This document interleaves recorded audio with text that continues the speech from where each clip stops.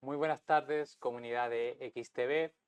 Sean todos muy bienvenidos a este evento realizado por XTV Agente de Valores, donde vamos a abordar temas no menor, que es la macroeconomía, pero ligarlo también a la divisa. En este caso, como es un evento especial, vamos a abordar el peso chileno. Y como pueden ver, no estoy solo, conmigo está Roberto Gormaz, que va a estar acompañándonos y vamos a hacer toda esta valoración. Así es, Ignacio, muchas gracias por la invitación. Hoy vamos a estar analizando todo lo que tiene relación con el dólar y el peso, las características internas y externas que hay que tener en cuenta al momento de generar acciones bursátiles. ¿Mm? Así que recuerdo a todos, duda que tengan, utilizar el chat. La idea es que sea interactivo, vayamos resolviendo justamente esas dinámicas, pero también recordarles a ustedes que creo que es importante que abordemos por qué la macroeconomía. Realmente uno ve la macro, ¿qué es? Ya, porque nosotros cuando miramos el mercado financiero, generalmente existen dos mundos. Yo analizo esta acción, pero siempre en un entorno micro. Ujú. La macro, muchas veces, eh, yo diría que todas las veces está involucrado en todos los factores, que es Así justamente lo es. que vamos a ver ahora, cómo esto se conecta, se entrelaza, y justamente creo que el gran valor agregado que tiene esto es que van a entender que la macroeconomía no se trata de un indicador, sino que de todo un contexto. Así es, Ignacio. La macroeconomía es esta relación intrínseca que tiene el factor político, el mercado y la percepción social, y cómo estos tres factores entregan a distintas divisas o commodities distintos tipos de valores. Por lo tanto, vamos a ir desde lo más macro a lo micro para poder concentrarnos en qué áreas nosotros debemos prestar atención al momento de invertir. ¿Mm? Perfecto. Así que ahora vamos a comenzar. Esta dinámica va a ser tener una presentación base, vamos a estar debatiéndola, comentando cuáles son los principales factores que alteran este punto de vista y vamos a partir desde Chile, la mirada de Chile, los conceptos clave de la macroeconomía, para luego tener una mirada internacional. El objetivo es que ustedes logren entender cuáles son las variables que afectan a esto, cómo interpretarlas y puedan ver también nuestro análisis. Exacto. Por lo tanto, vamos con la primera diapositiva que ya tienen que tener en pantalla. Acá vamos a explicar desde lo más básico hasta lo más complejo. Lo primero es entender la oferta monetaria. Cuando hablamos de oferta monetaria, nos estamos refiriendo a el concepto de escasez. Si hay muchos dólares en un mercado como el chileno, el valor del dólar va a disminuir. Si hay pocos dólares en el mercado chileno, este va a fortalecerse. Y quiero que quede muy claro qué es lo que sucede cuando el peso chileno se devalúa o se fortalece respecto al dólar. Acá viene. Esta es la evolución del dólar respecto al peso chileno. 2019 respecto al dólar, en el 14 de septiembre, es decir, casi la misma fecha de hoy, 6 años después, estaba en 707,30 pesos. Actualmente está en 961,54 pesos al 8 de septiembre del 2025, es decir, el día de ayer. ¿Qué significa esto? Si nosotros necesitamos más pesos para hacer un dólar, significa que nuestra moneda se ha devaluado. Si nosotros necesitamos menos pesos para hacer un dólar, esto comienza a fortalecerse. Y como somos un país que constantemente está exportando o importando, esto puede afectar directamente al PIB. ¿Cierto, Ignacio? Sí, de hecho acá viene directamente esta crítica que es ¿qué me interesa el dólar Ujú. si nosotros ocupamos el peso chileno? Entonces, acá siempre lo llevamos a ejemplificar qué es un peso chileno. ¿Ya? Entonces, si ustedes hacen esa pregunta de qué es el peso chileno, es un papel, ¿no? No es más que una unidad de cuenta. Para nosotros sacar el valor, Ujú. tenemos que hacer un análisis relativo. Así es. Que es lo mismo que yo le dije a ustedes, mira, te muestro esta polera, vale 50.000 pesos chilenos, 50 dólares. ¿Es barata o cara? Para ustedes darme la respuesta, van a hacer un análisis comparativo. Oye, si es de Walmart, es cara. Oye, pero si es de un diseñador, quizás esa es una oportunidad. Lo mismo sucede con las divisas. El problema acá es que la economía chilena no es una economía que se caracterice por producir los bienes de consumo, sino que los exporta. Y una de las principales características y que centra a que estemos hablando del dólar es que esa moneda de intercambio mundial, véanlo ustedes, acá en Chile es el peso chileno, pero la conexión con el mundo es justamente el dólar. Entonces, eso sí repercute, porque es la forma que ustedes o nosotros tenemos para comunicarnos con las demás economías. Es justamente eso que hablaba Roberto. Hey, está subiendo el precio del dólar, es decir, se está encareciendo. O, de la manera macroeconómica, se está devaluando tu moneda frente a esta moneda hegemónica. Así es. Y esto es importante porque un alto porcentaje del Producto Interno Bruto nacional proviene de las exportaciones. Aproximadamente entre el 40 al 45% de nuestro PIB proviene de las exportaciones. ¿Y cómo entendemos esto? A través de las exportaciones netas, que es simplemente exportaciones menos importaciones. Si nuestra moneda se comienza a devaluar frente al dólar, es decir, sube el precio, pasamos de tener 700 pesos a 900 pesos, cada vez que nosotros exportemos, vamos a ganar en términos nominales más, lo cual a simple vista pudiese ser beneficioso. Sin embargo, nosotros somos un país exportador de materias primas. Toda la importación y la mayor cantidad de bienes de consumo que tiene Chile, aproximadamente entre el 75% aproximadamente de los bienes de consumo en Chile son importados. Por tanto, los importadores deben transformar esos pesos chilenos a un dólar para iniciar sus compras. Esto significa que cuando la moneda se devalúa, todo comienza a ser más caro. El ejemplo más evidente es la benzina. Así es. De hecho, acá un ejemplo para entenderlo, porque justamente si el dólar empieza a subir, hay ganadores y perdedores. El ganador es aquel que exporta, pero ahí tenemos que ver la relación que hay con la economía hacia el mundo exterior. Entonces, generalmente este ejemplo depende de esa relación que tenga la balanza comercial, pero cuando nosotros pensamos, oye, ¿quién se caracteriza por vender barato? Generalmente se viene a la mente China. Y China sí se puede ver favorecido por eso, debido a que tiene una gran fuerza productiva, tiene ese motor de poder no depender tanto del exterior y puede tener esa ventaja, que es justamente una de las cosas que se le ha criticado a China.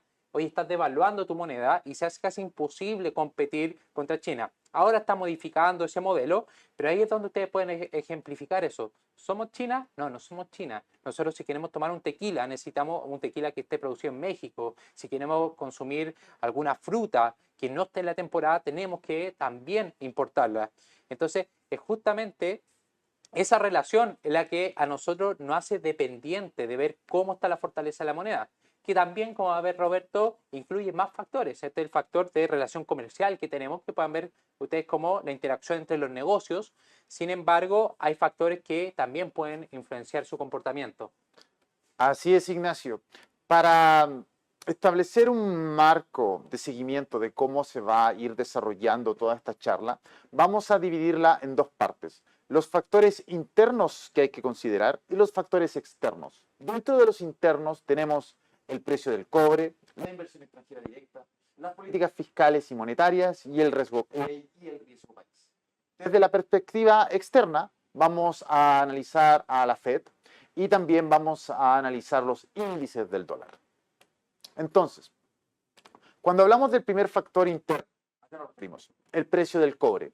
El cobre representa el 60% de las exportaciones de Chile y además representa aproximadamente entre un 6 a un 7% del PIB nacional, ya que minería por sí sola representa el 9%.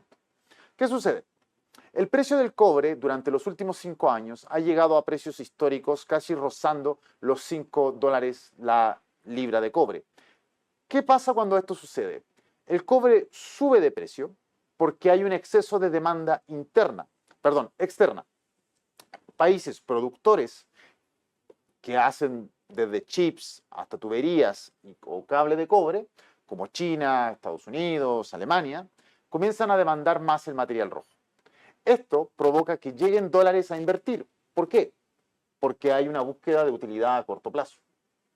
Por lo tanto, el peso chileno se fortalece, es decir, la abundancia de dólares provoca que el peso chileno comience a fortalecerse bajando, es decir, necesitamos menos pesos chilenos para hacer eso. Así es, si producción puede poner mi pantalla. Y esto es uno de los factores que nosotros también analizamos para el comportamiento, porque es muy conocido que se hable de que el cobre es el sueldo del país, y es justamente por esa relación, por esa dependencia que tenemos en las exportaciones.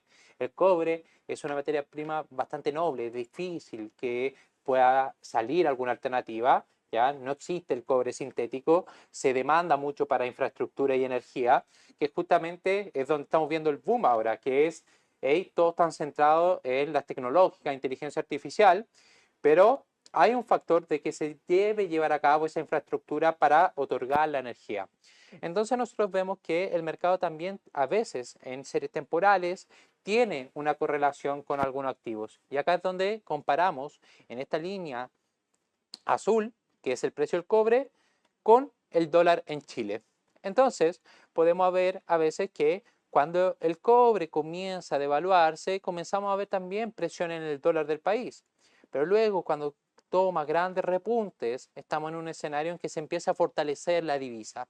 Entonces, más allá de también entender ese contexto económico, te va a brindar el escenario para entender qué es lo que pueda pasar con la moneda. Que no recordemos que el tipo de cambio, que acá ustedes pueden ver en la Station, que dice USD CLP, es comparar las dos divisas, es hacer ese análisis relativo. ¿Y cómo vamos a hacer el análisis? Ir viendo también con estos activos que son reales, son activos que se utilizan en la economía real y podemos ver cuál es la proyección y dar ese escenario que decía Roberto de si van a entrar más dólares a la economía, que luego se van a convertir en pesos chilenos, eso va a fortalecer la divisa. Y justamente ahí es donde se empieza a comunicar Chile con el exterior. Así es. La segunda característica interna que hay que tener en consideración es la inversión extranjera directa. Nuestros mercados son relativamente pocos. Nosotros tenemos un índice de complejidad que está por debajo de la media y esto, para los que no conocen este índice, significa que la cantidad de conocimiento que se utiliza para producir en nuestros mercados es relativamente baja. Nos centramos en materias primas, minería, energía, pesca, etc. Cuando hay un exceso de inversión extranjera directa, llegan más dólares. Este efecto tiene en la inversión extranjera directa provoca que pueda fortalecerse el peso chileno o devaluarse dependiendo de qué esté sucediendo en los mercados. Y recuerden que XTB, agente de valores, en este momento puede ayudarlos a obtener su primera acción gratuita en Intel. ¿Cierto, Ignacio? Así es. A todos aquellos que cumplan los requisitos y sean nuevos inversores, no tengan su cuenta, pueden acceder justamente a ese beneficio que brinda XTB Agente de Valores a todos los inversionistas chilenos, que es una acción gratuita de Intel, la acción Intel que está en el sector tecnológico. Así que es un beneficio el cual nosotros como empresa hemos querido brindarle a todos aquellos interesados en partir de este mundo de la inversión. Así es, sobre todo a aquellas personas que quieren iniciar o bien diversificar su portafolio de inversiones en zonas externas. Entonces, esta inversión extranjera directa lo que provoca son dos factores. Primero, nosotros tenemos un exceso de inversión, exceso de empleo, se fortalecen los mercados.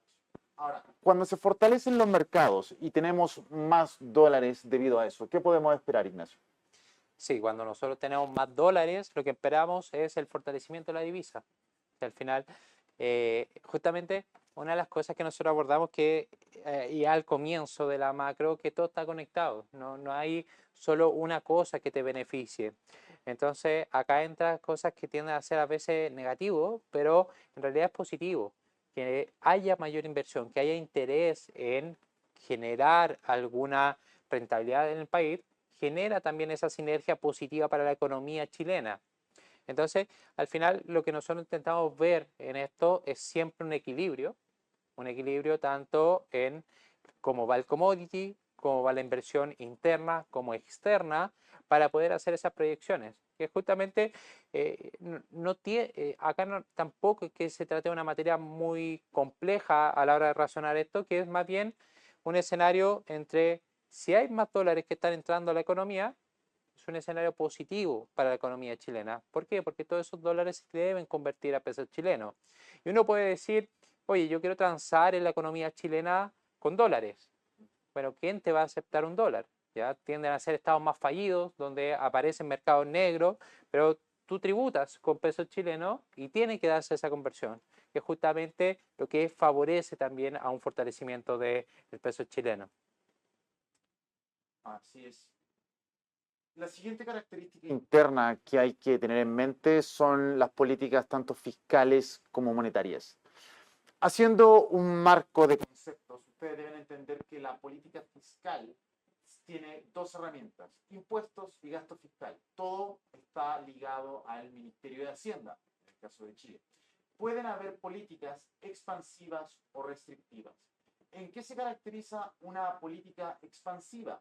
Puede ser mayor gasto público o menor impuesto. La idea es generar una mayor abundancia de pesos o de masa monetaria en el mercado. Una política restrictiva, por el contrario, es disminuir el gasto público o incrementar los impuestos para disminuir el nivel de masa monetaria. Así es. Y una forma de entender esto, que es lo que busca la autoridad monetaria, es expandir y contraer el sistema. ¿Ya? Entonces, cuando a veces hay problemas económicos, lo que se busca con estas políticas es expandir el crédito, expandir esta masa monetaria, debido a que cuando hay un exceso de masa monetaria, comienzan labores más de productivas, consumos, se empieza a flexibilizar el crédito y eso trae consigo un mayor crecimiento económico. Pero a veces, como muchos lo habrán vivido, de hecho ahora la crisis sanitaria que vivimos hace 5 años atrás, lo que pasaba es que sí, hubo una contracción, te prohibían salir a trabajar, eso trajo una contracción en la economía, expandámosla, ustedes fueron testigos de esa expansión, pero a veces crea exceso y justamente el arte de todo lo que es la política fiscal es buscar el equilibrio y cuando te ves sobrepasado aparece la presión inflacionaria, que es justamente cuando empieza a devaluarse tu moneda y lo que vamos a ver ahí es buscar la contracción. Hay mucho dinero, el cual no puede responder a la producción que tiene actualmente la economía. Lo que hagamos es contraer esta oferta. Entonces, esto no es bueno ni malo, son ciclos en la cual se busca el equilibrio. La idea que uno busca es que aquella administración que aplique estos ciclos siempre sea de manera más constructiva y pueda tener una tendencia al alza que favorece el crecimiento económico a nivel estructural, que justamente ahí es cuando comienza la dinámica algo más complicada para ver. Así es. Y para expandir o contraer, nosotros tenemos la política monetaria a cargo del Banco Central. El Banco Central tiene dos herramientas, que es el dinero y la tasa de interés. Al igual que la política fiscal, se divide en expansiva y restrictiva. Para hacerla expansiva, cuando en el mercado hay poco dinero, se reduce la tasa de interés o bien hay más dólares por ser comprados en el mercado. En el caso de la restrictiva, cuando hay un exceso de dinero en circulación, se aumenta la tasa de interés o se venden dólares. Esto es para generar estas contracciones o expansiones cíclicas monetarias que permiten de alguna manera cuidar a un país como Chile, que es un país exportador por esencia, donde se ve demasiado vulnerado por acciones macroeconómicas, digamos, guerra Rusia de Ucrania, acciones de Estados Unidos como con la Fed, perdón, lo último que hizo Trump con las tarifas arancelarias, cuando China decide generar nuevos mercados y comenzar a hacer nuevas alianzas. Todas estas características pueden afectar la masa monetaria nacional tanto como su productividad. Por lo tanto, la política monetaria del Banco Central se encarga de hacer estas acciones contracíclicas que nos llevan a una mayor estabilidad, pero siempre va a estar golpeando de una u otra manera el valor del peso chileno respecto al dólar. Por eso es tan necesario siempre entender los mercados a nivel internacional antes de actuar a nivel nacional. Otra característica es el riesgo país, Emerging Market Bond Index. Este básicamente está enfocado en variables políticas, sociales y económicas que reflejan la estabilidad a nivel general del país. Esto obviamente puede subir y bajar dependiendo del momento histórico que se esté viviendo en Chile. Durante los últimos años, en base a estallido social y distintos tipos de procesos políticos, hemos estado fluctuando dentro de este mercado, ¿cierto, Ignacio? Así es, de hecho justamente, si producción me ayuda con mi pantalla, una de las cosas que nosotros vamos rastreando se llaman CDS o Credit Default Swap, que para entenderlo en términos simples es cuánto te cobran por asegurar la deuda. Y en este caso vamos a ver la deuda chilena a 5 años. Es decir, acá ocupamos la misma lógica que un seguro. Un seguro te va a cobrar una prima mayor por si tú eres alguien de mayor riesgo. Y es justamente donde se empieza a involucrar esto. Entonces, Chile y la mayoría de los países emergentes tienen que financiarse con una moneda que no es su moneda local y se les da dicen, oye, yo te voy a prestar dinero, pero este dinero tú me lo devuelves en dólares. Entonces ahí empieza el conflicto, ya no basta con crear masa monetaria para poder responder a eso, pero que tengo que tener una cierta disciplina a nivel económico y fiscal. Y acá justamente pasaba que hay eventos externos que afectan a la economía chilena debido a su dependencia con el exterior. Y acá nosotros podemos ver la crisis COVID, podemos ver cómo la guerra Rusia-Ucrania también disparaba estos riesgos y también todo el factor interno. Acá lo que busca entenderse con esto de riesgo país es ver primero qué tan vulnerable es Chile con factores externos que se puedan ver afectar a la economía global y también cómo se podría ver afectada la institucionalidad del país, que al final son esas dos variables en las cuales empiezan a verse reflejadas en este mercado, que simplemente, es decir, si te ves más riesgoso, te vamos a cobrar más intereses, y esos intereses te pueden llevar incluso a poder tener escenarios de insolvencia. Y esa insolvencia es la que ocasiona grandes problemas. Y lo hemos visto con países vecinos, en los cuales comienza esa incertidumbre, esas dudas, y ahí la idea es siempre controlar. Actualmente vemos que el riesgo país se mantiene en torno a la media que teníamos en 2018 y principio de 2019. Esa es una de las variables que nosotros utilizamos también para ir viendo eso. ¿Quién incorpora directamente este riesgo país? Primero, el mercado también de valores chileno, local, en donde vemos una retirada de capitales, y la divisa. La divisa siempre le va a responder ese contexto macroeconómico que tiene en su conjunto la economía. Planteábamos que el riesgo de Chile se ubica en 143 puntos. Estamos por debajo de América Latina y también por debajo del riesgo a nivel mundial. ¿Qué sucede con esto? Tal como decía Ignacio, esto afecta a la liquidez. A mayor tasas de interés nos cobran, mayores son las cuotas que tenemos que pagar. Si estas cuotas se mezclan con una baja productividad a nivel nacional, por ende un bajo crecimiento en términos del PIB, constantemente nos vamos a ver obligados a recurrir a un mal necesario a veces que es llamado la deuda, que actualmente se ubica en aproximadamente unos 43 puntos del PIB, aproximadamente 43 puntos del PIB. Antes de entrar a la pandemia estábamos en menos 30. Acá es interesante porque también sale el debate, ya Roberto te pueden decir, pero Estados Unidos tiene el 120%, hoy en Japón no han visto la deuda, y ahí y justamente entra ese detalle, que estos dos países que se tiende a comparar, de decir que tienen una deuda tan grande, son países emisores del dinero. Entonces, cuando ustedes quieran hacer una comparativa con la deuda chilena, aquí sí se puede hacer con el escenario personal. Si ustedes incurren en una deuda en la cual les va subiendo los intereses, ven una restricción de su ingreso, sí les va a costar pagar y pueda tener problemas fiscales y pueda tener esos problemas del impago de la deuda. Pero ¿por qué no sucede con Japón y Estados Unidos, Canadá, países que producen su divisa? Incluso veíamos cómo Grecia fue rescatada igualmente. Bueno, simplemente es quien produce la deuda. Además, es quien produce el dinero con que paga la deuda. Y en el caso de Estados Unidos, tiene la deuda más demandada. Entonces, ahí es un escenario en el que ninguno de nosotros nos podemos ver involucrados. Si nosotros queremos incurrir en una deuda, tenemos que ir a un tercero. Y ese nos va a pedir garantías. Esa garantía nos va a pedir un dinero, que ese dinero lo tenemos por actividades productivas, no por poder manipular la masa monetaria. Entonces, por eso es tan sensible la deuda y sobre todo cuando se mira en países como Chile, porque Chile, la gran mayoría de su deuda está denominada en una moneda en la cual no tiene control. Así es. Y con esto damos el salto a los factores externos.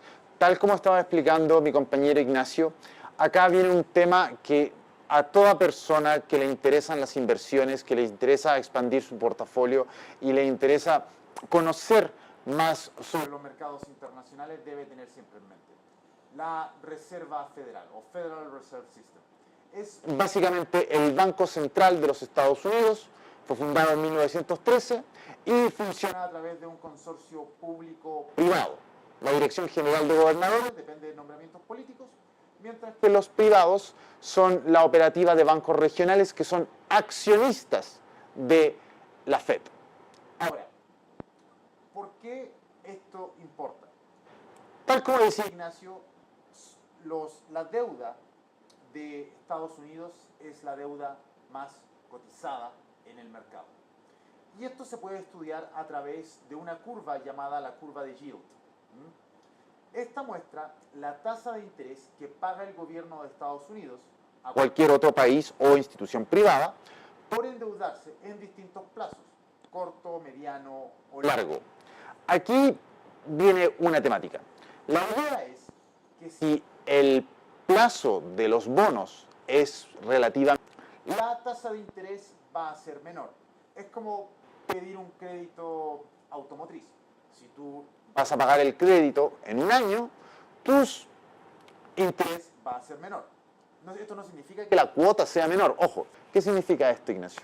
Sí, justamente a ver, el mercado de bonos es a mí me gusta mucho el mercado de bonos, se tiende a simplificar, pero es bastante complejo. El mercado de bonos está compuesto por el 90-95% de todo el mercado a largo plazo, que ahí están los grandes fondos de pensión, que tienen de manera estructural en su portafolio esta deuda. ¿Qué es lo que sucede en la lógica? Si yo voy a arriesgar mi dinero a 10 años prestándole a la deuda estadounidense, quiero que me dé más rendimiento que prestándole a 3 meses, 2 años. Entonces, ¿qué incurre acá? Porque vemos que no es así y me está dando más rendimiento el corto plazo. Entonces, acá tenemos que entender cómo la Reserva Federal interviene en las tasas de interés. El poder que tiene la Reserva Federal principalmente es en las tasas de corto plazo. La decisión de tasa de interés, que es un rango que pone la tasa de interés de la Reserva Federal, esto te dice y te marca la pauta hasta estos bonos de 2 años. Pero luego nosotros incorporamos algo más en los bonos de largo plazo. Primero, son las expectativas de crecimiento económico. Segundo, vemos la expectativa del empleo, inflación, también la expectativa de inflación, se incurre toda la variable macroeconómica. Sin embargo, hay algo que se llama prima a plazo, que es justamente cuánto yo le voy a sumar a este bono por el escenario de mantenerlo en larga duración. Y entonces, esa composición, sí, efectivamente te da más largo plazo. Pero ¿por qué ahora, cuando se invierte la curva de tasas, empezamos a ver que comienza a descontrolarse eso? Entonces, vamos nuevamente a esas variables. ¿Hay prima por tiempo? Sí, hay prima por tiempo. ¿Cómo está la expectativa de inflación? Probablemente pueden estar ancladas a un rango meta, ¿ya? ¿Y qué está pasando con las perspectivas de actividad económica? Y ahí es donde se puede ir deteriorando eso. Y por eso muchas veces cuando se invierte la curva de tasas, comenzamos a ver cierta volatilidad en el mercado y empieza a aparecer este fantasma de la recesión en Estados Unidos, pero también comenzamos a ver un fenómeno que tiende a sorprender a los inversores, que se empieza a revalorizar el dólar igual. empezamos a ver un escenario en que el dólar empieza a actuar como activo refugio y en donde acá entra el escenario de diferenciales de tasas, que justamente, oye, ¿cuánto me pagas tú por mantener dólares? Que entiéndase, mantener dólares es mantener bonos o letras de corta duración, que te dan intereses, ¿ya? ¿Y cuánto me paga el gobierno chileno? Entonces vemos que el gobierno chileno ahora me da un 4, o sea, la economía chilena me da un 4,75 y Estados Unidos me está dando en torno al 4,5%. Oye, me conviene más Chile, pero a ver, ¿y quién es más seguro? Y ahí empieza ese escenario en donde uno dice, oye, y acá lo invito a todos, si quieren lo podemos ver, vayan a 2008, la crisis inmobiliaria, cuando Lehman Brothers en septiembre se declaró en quiebra, que es como el icono de cuando se inició todo este colapso financiero. Ustedes van a ver que ahí es cerca del mínimo del dólar y el dólar no hizo más que subir. Entonces es muy interesante cuando hablamos de ese escenario de las curvas de tasas, porque justamente la Reserva Federal puede intervenir en el tramo corto, pero en el tramo largo hay muchas variables más en donde ahí se involucra ya está la fuerza del mercado y las expectativas que hay. Así es, Ignacio. En esta parte yo me quiero detener un poco porque tocaste un concepto que es muy importante al momento de estudiar los mercados, que es la seguridad, ¿cierto? ¿Qué tanta seguridad tengo yo de que mi rentabilidad va a ser la que yo estoy proyectando y en base a esto debiese comprar o no?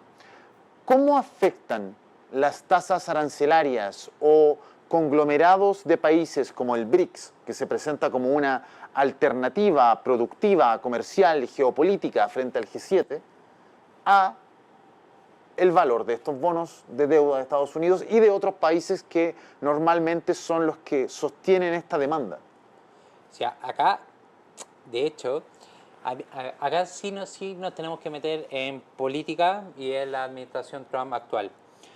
Entonces, una de las cosas que nosotros no le podemos negar a Trump es que cumplió todo lo que dijo en su campaña electoral. Y es raro, ¿eh?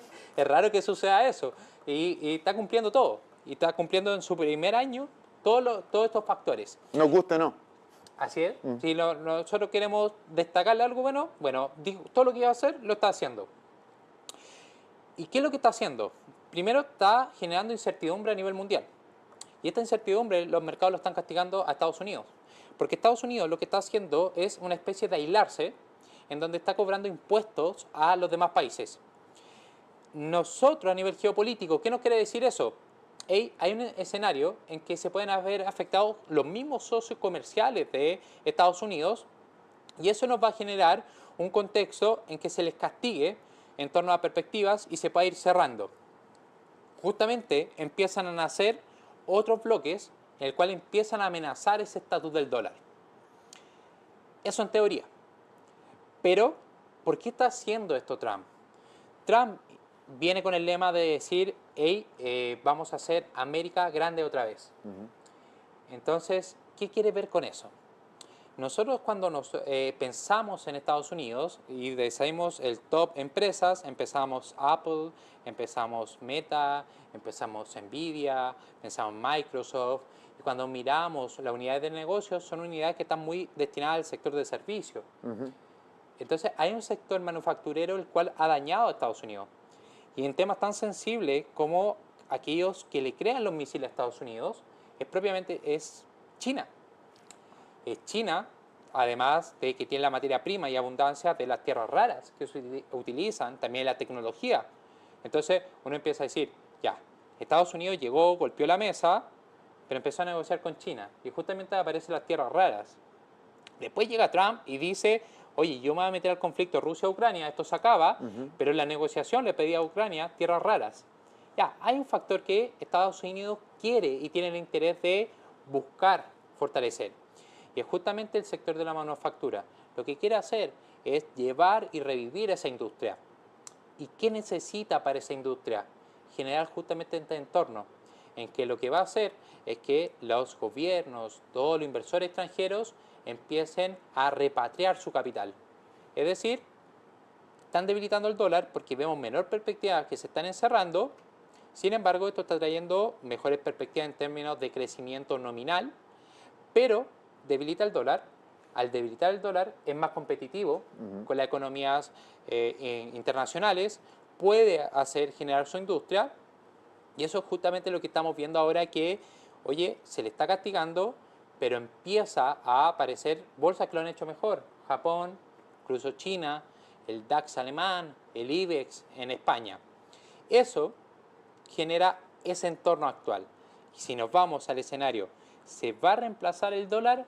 Ahí lo veo muy complicado, porque todo el sistema financiero está dependiente del dólar, toda la deuda. Y si llega a colapsar el dólar, de hecho hemos visto, si no me equivoco, Marco Rubio, que decía, se cuestionaba la hegemonía del dólar, porque eso te da el poder monetario, la fuerza, pero no un crecimiento estable, entonces solo te queda la fuerza, es básicamente estrangular las economías, empezar a castigarlas, que es lo que estamos viendo ahora, pero si llegase a perderse la hegemonía del dólar, lo primero que colapsaría serían todas las monedas emergentes. Veríamos un escenario contrario a lo que podría estar pasando. Entonces, es un escenario que pueda suceder si ninguna moneda a nivel de historia económica ha sido estable siempre, y es por eso una de las cosas que conversábamos antes de estar acá, y acá es la imagen que tengo publicada, que es justamente el poder adquisitivo del dólar. El dólar no está hecho para ser una reserva de valor. El dólar es solo una unidad de intercambio. Con lo que hablaba Roberto de buscar esa flexibilización, eso quieren. Quieren un escenario de una divisa que les permita actuar de manera flexible. Entonces no es raro que ustedes, o a la mayoría, a todos, no sea prohibitivo comprar la vivienda, que el oro esté en máximo histórico, que el mercado de valores esté en máximo histórico. Todos están evaluados y denominados en dólares, que es una estructura claramente de devaluación, que justamente es el escenario que hemos abordado actualmente. Pero si esto le pasa al dólar, que es la moneda más fuerte en todas las divisas, ahí empieza a correr las otras divisas. Entonces, de momento, el dólar sigue siendo esa moneda hegemónica, pero sí están pasando movimientos en el mercado. Y ahí creo que ya las noticias lo han mostrado, lo están cubriendo, que es justamente el oro. Así es. Aquí comienza un tema interesante. Hablaste sobre la estrategia de Trump a largo plazo de volver a traer el sector manufacturero a Estados Unidos. A nuestro último indicador como factor externo, quería plantear la siguiente hipótesis, Ignacio. Tú hablaste sobre cómo el mercado manufacturero se ha visto dañado por básicamente el proceso natural de la globalización. Actualmente existe una interdependencia comercial entre países en donde para, por ejemplo, construir un auto necesitas partes y materias primas que vienen de distintos 20 países. Ahora, Estados Unidos perdió eso. Gran parte de su industria se fue a México, otros países de América Latina, Asia. ¿Qué sucede con esto? La estrategia de los aranceles ha estado dando resultados. Ya ha recolectado aproximadamente unos 90.000, 100.000 millones de dólares en los últimos meses. Para que ustedes tengan una idea de la cantidad de dinero que es esto, 90.000 millones de dólares aproximadamente es todo el gasto público nacional de Chile en un año. Esto significa que en un periodo de 4 meses Trump ha logrado recaudar ese dinero. Se estima que en un año podría llegar a recaudar más de 300.000 millones de dólares, que eso es equivalente al Producto Interno Bruto chileno, y esto ocuparlo posteriormente como gasto público para potenciar la empresa. Esto, si Trump logra llevar a cabo este plan, ¿qué podemos esperar del dólar? O sea, ahí en ese problema que tiene Trump, justamente, de hecho, si pone mi gráfica, lo podemos resumir en un...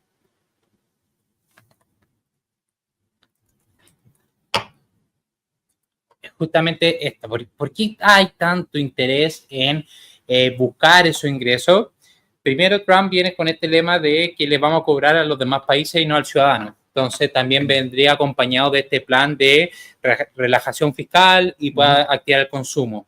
Sin embargo, uno de los problemas que está azotando a la economía estadounidense, o que se habla mucho, es el elevado déficit que tiene, que actualmente ronda entre el 6 y 7% del Producto Interno Bruto.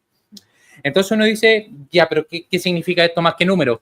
Esta cifra nunca se había alcanzado en escenarios de paz y sin crisis económica. ¿Por qué se está gastando tanto? Entonces, acá nosotros tenemos que entender la estructura económica y cómo una economía crece estructuralmente. Y por qué siempre a los países emergentes se les tiende a dar una tasa de crecimiento mayor. Y son dos factores principales, al menos que nosotros vamos rastreando, que es la productividad, que cada trabajador sea capaz de producir más por hora, ya que esto viene de nuevas tecnologías, que es justamente lo que se está apoyando ahora con la inteligencia artificial, que no se está comprobando todavía, pero sí es lo que se espera que se pueda ver. Y también la demografía, que no tengamos esa pirámide invertida que se ve en Japón, sino que haya una fuerza laboral fuerte. Esas dos variables de momento no están. Entonces, la única forma que hay para que crezca la economía estadounidense es incurriendo en déficit, que es justamente un apalancamiento que hace el gobierno estadounidense y esto se tiende a trasladar a la economía. Y eso ha generado este escenario de crecimiento económico. El problema es que cada vez se incurre más en pagos por servicio de la deuda. Oye, tengo que pagar más en intereses de la deuda, que es, y acá uno empieza a decir, ya entonces quiere bajar los intereses, oye, está presionando a la Reserva Federal para que baje la tasa de interés. ¿Cómo puedo hacer bajar esto? Puede ser directamente cortar todo el gasto y llevar a una recesión a Estados Unidos. Es políticamente incorrecto, ¿ya? No es algo que busquen. Entonces, ¿qué hacen? Oye, probamos con Elon Musk de reducir el gasto, no funcionó. ¿Sabéis? Lo único que podemos hacer es hacer crecer la base comparable. ¿Cómo hacemos crecer la base comparable? Oye, vamos a incurrir con ingresos extra al país, con aranceles, y vamos a crecer la economía estadounidense. Y eso hace que esto se vea menor, producto de que la base comparable, que es el Producto Interno Bruto, sería mayor. Es justamente ese el problema y lo que se le está viendo afectado. Entonces, en el mejor escenario, y hacemos una especie de ceteris paribus, mantenemos todo constante. Debería fortalecerse el dólar y volver a esa retórica alcista, debido a que mejoraría las perspectivas, tanto fiscales como económicas. Acá es justamente el problema que empieza a decir, oye, pero los otros países también tienen posibilidades de comenzar a sancionar a Estados Unidos. Y acá es donde se vuelve todo mucho más gris, y es decir, van a responder los demás países. Hemos visto cómo Lula... Tal como respondió China, con así es, incremento de aranceles. Y de hecho, Lula da Silva también, que está siendo bastante crítico con estas medidas de aranceles, que también acá se desprende de otro factor, porque Trump dice, le vamos a cobrar a todos aquellos que tienen comercio injusto. Aquí llama él comercio injusto, oye, a todos los que estén ganando dinero con nosotros. Es decir, que nosotros les compremos más a ellos que ellos a nosotros y tenemos una balanza negativa.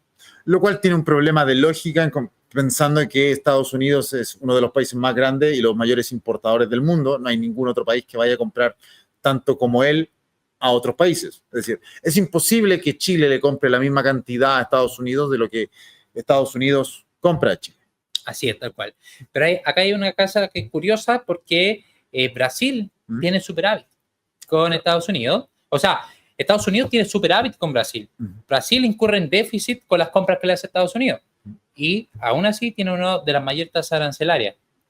Bueno, todo eso hace los mercados mucho más inciertos, porque están ligados a políticas básicamente endógenas de un propio país, como las características de política pública, que puede ser aranceles.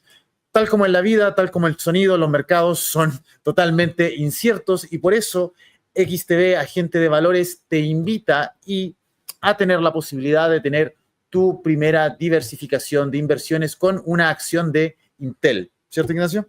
Así es, para acompañarnos en el proceso de inversión, ustedes puedan sentir también y conocer cómo es este mundo del mercado financiero. Aquellos todos que sean residentes de Chile, hagan su primera cuenta, van a poder recibir esa acción de Intel. Llegando a el último indicador y el último factor externo de este análisis, tenemos el índice DXY, que básicamente se creó en 1973 y es un conglomerado de ponderaciones de monedas. Es decir, cuánto afecta el valor de distintas monedas que son los principales socios comerciales del mundo con Estados Unidos. Y tenemos el euro, el yen japonés, la libra esterlina, el dólar canadiense, la corona sueca y el franco suizo. Ahora, lo primero que todos van a decir es, ¿por qué no está el gigante asiático, cierto? ¿Por qué no está China? Y bueno, cuando quieren hablar de China, nosotros tenemos el Trade Weighted Index, que cumple la misma función que el índice anterior, pero es actualizado con 26 países que tienen una interacción actual con el dólar y por ende van a tener un impacto directo en sus futuras inversiones o bien con el peso chileno. Ignacio. Sí, es así. De hecho, justamente nosotros utilizamos ese gráfico que tú tienes ahí, que es de la Reserva Federal, porque si miramos el índice dólar, está muy secado al euro, de hecho. Está muy cargado en el euro y depende mucho de lo que pueda hacer. Entonces, si uno quiere tener una mirada global de cómo está el dólar a nivel mundial, es muy buena métrica la que pueden utilizar. De hecho, es una forma en la que nosotros también vamos incorporándolo como un proxy a la liquidez mundial. No es algo que nos pueda brindar con total exactitud, pero sí es algo que nos empieza a decir que estas condiciones de deuda que tienen los países emergentes que están en esta deuda de dólar sí ven un alivio. Y cuando vemos eso, se puede destinar ese dinero hacia otra actividad productiva. Y justamente eso ha sido una de las principales tesis que responde por qué los demás países lo han hecho bien relativamente con los índices americanos este año. Así es. Y para quienes quieran conocer cuáles son las monedas que tienen un peso relativo frente al dólar, se los presento acá en pantalla con cifras actualizadas. A diferencia del índice DXY en el indicador anterior, donde el euro pesaba casi un 56%, actualmente vemos que pesa un 17,6%. En primer lugar encontramos el yuan chino, obviamente, con un 19,8%, y posteriormente dólares canadienses, pesos mexicanos, etc. Nuestro país se encuentra en el puesto número 22 con un 0,7% de peso respecto al dólar, que obviamente se encuentra entre los que pesan menos, pero también habla sobre la influencia que puede tener la moneda americana con nuestra moneda. Ignacio. Así es. De hecho, este gráfico a mí me gusta mucho mostrarlo, porque generalmente cuando uno va entendiendo la macroeconomía, puede hacer correlaciones, ¿ya? Y la correlación no es que siempre se cumple, hay horizontes temporales que se va a cumplir, pero tú al entender esa dinámica, vas viendo cómo puede afectar diferentes factores y sobre todo las divisas que incorporan bien todos estos factores económicos hacia los mercados financieros. Entonces, si nosotros veíamos esa tabla, si no me equivoco, el yen estaba primero. Así es. El yen es la moneda más utilizada para las operaciones de carry trade. Ya esto lo vimos en agosto de 2024 cuando se deshacía en esta posición. En simple, ¿qué es el carry trade? Oye, yo tengo una moneda fuerte, quiero ir a tomar un crédito. Me va a salir más caro por las tasas de interés que hay actualmente. Quizás si cambio estos dólares por una moneda débil, donde el coste de financiamiento es menor, destaca el yen por esta política ultra laxa que tiene Japón, me endeudo en esa moneda y compro con ese crédito activos estadounidenses. Bueno, tengo el beneficio de exposición a divisas, me puedo exponer a activos de riesgo como las tecnológicas o que generalmente el mercado de bonos, lo que pasa en agosto de 2024 es que están apalancados con tecnologías que son más volátiles y empieza a aparecer algo tal que así. Acá estamos en contraposición, el S&P 500 y el yen japonés, en donde vemos que un entorno en que el yen japonés se comienza a devaluar, es decir, cada vez que esta línea azul está subiendo, es positivo para la renta variable debido a que se empiezan a alimentar estas operaciones carry trade. Actualmente, como pueden ver, hay una divergencia. Y esto ha sido uno de los factores que principalmente hemos estado viendo por el factor de divisas, el cual puede incurrir en que el S&P 500 tenga un periodo en estos próximos meses mucho más negativo. Y es justamente este escenario en que se empieza a descorrelacionar. Entonces, ¿a qué voy con esto? Es que entender los factores claves a nivel macroeconómico, usted le va a permitir tener este playbook, herramientas a la hora de enfrentar el mercado. No solo por ejemplo, es que el dólar se esté debilitando, se esté fortaleciendo a nivel mundial. Hay un constante flujo en el mercado financiero en que si ustedes logran incorporar ese escenario, les va a permitir a ustedes entender lo que está sucediendo, que creo que es el principal, es el punto de partida a la hora de ir a enfrentarse a los mercados financieros. Que acá entiéndanse los mercados financieros no solo como las acciones de Nvidia, Microsoft, todo está involucrado en el mercado financiero. Las aseguradoras, las pensiones, estamos viendo también cómo los fondos monetarios se incorporan. Todo está directamente conectado a ese flujo que hemos estado viendo de expansión y contracción. Así es. Y con eso vamos cerrando un poco las ideas de cómo ustedes pueden entender y analizar el mercado bursátil entre el dólar y el peso. Ustedes tienen características como el precio del cobre, que es el 60% de nuestras exportaciones y además representa entre el 7 y el 7,5% del PIB. Por lo tanto, cada vez que el precio del cobre sube debido a factores externos como ciclos bélicos o nuevas formas de producción, nosotros vamos a ver una interacción positiva con la inversión extranjera, lo cual va a fortalecer nuestra moneda. También efectos como las políticas monetarias de la Fed o las políticas fiscales internas del país pueden afectar la masa monetaria. Ya lo vimos una vez con los retiros y con el IFE, en donde se incrementó la masa monetaria anual en un aproximado del 30%, devaluando así el peso chileno. Ignacio, para cerrar. Acá lo importante es entender que si bien yo les mostraba este contexto en que el dólar, el poder adquisitivo del dólar no ha hecho más que caer, esto no quiere decir que el dólar es hacia el que se ha devaluado. Y por eso ustedes, por ejemplo, acá en el dólar peso chileno, ustedes ven que esto es una tendencia al alza. El dólar, si ustedes lo recuerdan, siempre tiende a crecer. Si ustedes se remontan el dólar cuando está a 600, 700, siempre tiende a tener un periodo de crecimiento. Hay periodos de mayor bonanza en la economía chilena que va favoreciendo este ciclo, pero la estructura es alcista. Y no es alcista porque sí, es porque todo este sistema está ligado hacia el dólar, ¿ya? Y esto viene directamente de cuando se corta el patrón oro, se comienza a financiar todos los mercados offshore, todo este financiamiento en dólares, y eso genera un entorno que más que por temas de inversión, es importante que entiendan lo que es la divisa, cómo se ve afectado y correlacionarlo directamente a su poder adquisitivo, el poder de compra. Ya porque generalmente cuando pensamos en el mercado financiero, nosotros nos vamos directamente a riesgo, pero siempre hay un riesgo implícito que son dos. El no invertir, tienes el gasto, la devaluación de tu moneda por inflación y también tiene el coste de oportunidad. ¿Qué hubiera hecho mejor con ese capital que mantenerlo, por ejemplo, bajo el colchón? Entonces, son variables a las cuales nosotros hemos querido expresarle a ustedes que la macroeconomía incurre en todos estos movimientos, se vea afectado directamente las divisas y son factores en los cuales ustedes pueden también interactuar.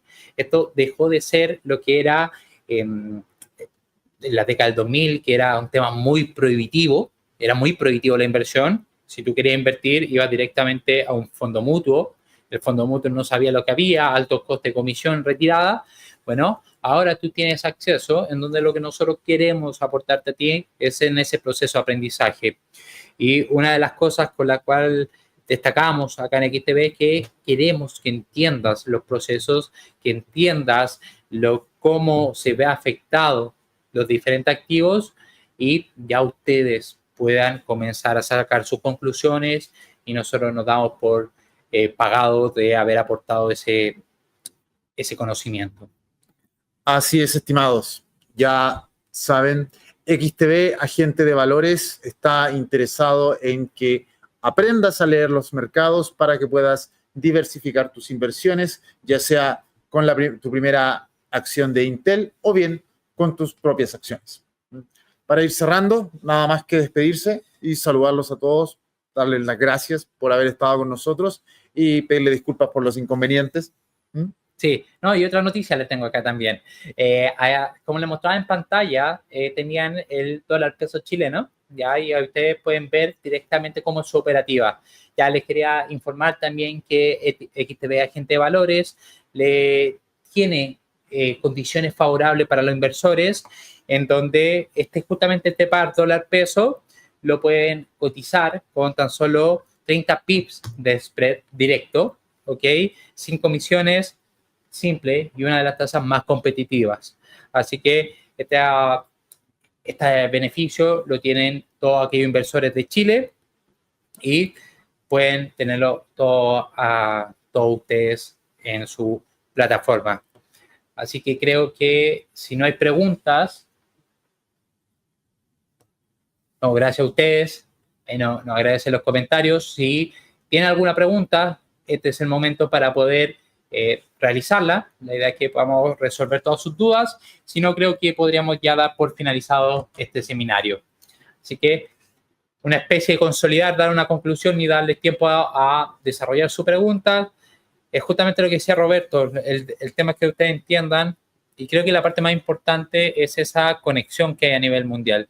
Hemos dejado la economía son cada vez más globalizadas, si bien estos aranceles empieza a poner en duda este escenario, todo está conectado, todo se mueve a través de las divisas, y las divisas no son más que una unidad de cambio, ya una unidad contable en la cual hemos desarrollado a través de la civilización buscar ese instrumento el cual sea mucho más simple hacer los intercambios, pero no son monedas que les den a ustedes un escenario de conservar el poder adquisitivo, que es justamente los intereses que tienen los inversores. Así que entendiendo esta dinámica y cómo influyen, ustedes ya van a poder hacerse una idea de qué es lo que va a ir afectando y por qué también los mismos medios de comunicación van cubriendo ciertas noticias.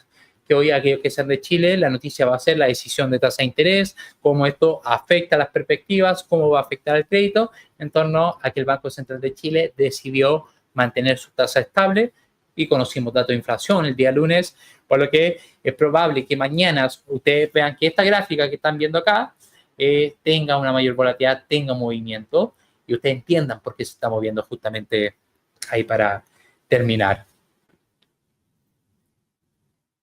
¿Hay preguntas? Hay el valor de 30 pip al abrir la operativa. Así es, el coste de abrir la operativa, este spread diferencial que tienen es de 30 pips. Así que, bueno, creo que ya hemos dicho todo. Así es, hemos dicho todo, hemos enseñado factores internos, factores externos, contexto global y como decía mi compañero Ignacio, recuerden que las divisas no son solamente una representación del valor en la fortaleza que tiene una economía interna y cómo se relacionan estas de manera internacional a través de los mercados productivos. Así que sin más, agradecerle a cada uno de ustedes por su participación. Van a tener este video grabado. Espero le haya sido de utilidad. Y nada, agradecerte, Roberto. No, gracias a ti, Ignacio. Y esperando que se repita la ocasión. Que estén todos muy bien. Hasta luego. Adiós.